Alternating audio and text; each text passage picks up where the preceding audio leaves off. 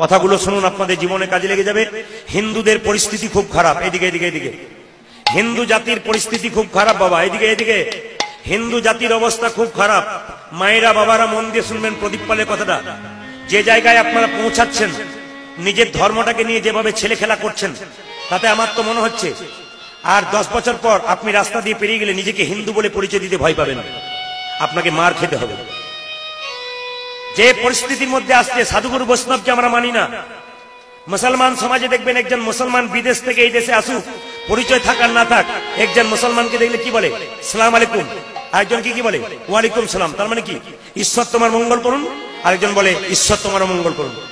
আর একজন হিন্দুকে দেখলে কি বলা উচিত? জয় নিতাই, জয় নিতাই, জয় নিতাই। আমি যদি বীরভূম থেকে এসে আপনার দরজায় গিয়ে বলি দাদা জয় নিতাই, আপনি তখন দরজাটা বন্ধ করে ঢুকে যাবেন আর মনে মনে ভাবেন তোমার নিতাই তোমার কাছে থাক, আমার দরকার নাই। না না, এ হাসি নয়, এ লজ্জা, এ আমাদের লজ্জা। প্রত্যেক শুক্রবার মসজিদে মুসলিমরা দেখবেন মসজিদে নামাজ পড়তে যাচ্ছে, বাচ্চা থেকে বুড়ো সবাই দলে দলে যাচ্ছে।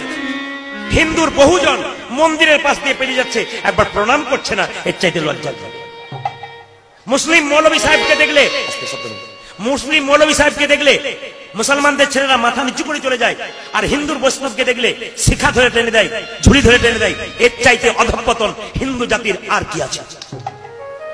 যে জায়গাতে বৈষ্ণবকে অপমান করা হয়, যে জায়গাতে বৈষ্ণবের মান নেই, সে জায়গাতে কোনো দাম নেই। মাথায় রাখবেন আপনারা কথাগুলো। যেখানে 50টা মুসলমান বাড়ি থাকে একটা মসজিদ হয়, আর যেখানে 500 হিন্দু বাড়ি থাকে একটা মন্দির হয় না, এর চাইতে লজ্জার কি হতে পারে? কথাগুলো বিচার করবেন। শুধু তাই নয়, লক্ষ্য করে দেখবেন আমাদের হিন্দু ছেলেরা মদ খেয়ে মদের বোতলগুলোকে মন্দিরের পেছনেই ফেলে দেয়। এর চাইতে অধঃপতন আর কি আছে? আবার দেখবেন তাস খেলবে তো তাস খেলার জায়গা অন্য কোথাও নেই, মন্দিরের বারান্দাতে। পান খেয়ে পানের পিঠটা ওখানেই ফেলে দেয়। লজ্জা আমাদের। শুধু তাই নয়, আরো কথা মনে রাখুন, আমাদের হিন্দু ছেলেরা গাঁজা খায় মন্দিরে অন্ধকারে বসে বসে। যদি আমি বলি হ্যাঁ গাঁজা খাচ্ছিস কেন রে মন্দিরে বসে, জ্ঞান দেবেন না। বাবা ভোলা খেয়েছিল, বলে বাবা তো বিষ খেয়েছিল, তোরা বিষ খাবে না কিন্তু গাঁজা খাবে। আবার অধঃপতন আমাদের কত দেখুন। আমরা যখন কীর্তন করতে যাই খোল করতাল নিয়ে, তখন আমাদের হিন্দু না না আপনাদের এখানে যেন বলিনি, আমাদের বীরভূমে কথা বলছি, হিন্দু চ্যাংরা ছেলেরা চিৎকার করে বলে হরি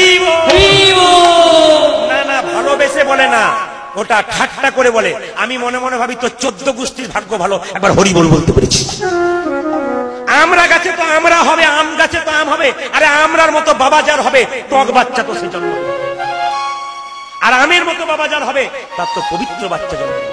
এ সমাজে যারা বাবা হয়েছেন, যদি ভালো বাবা হতে চান, ভালো বাচ্চা তো হবে। বাজে বাবা হলে আপনার বাজে বাচ্চা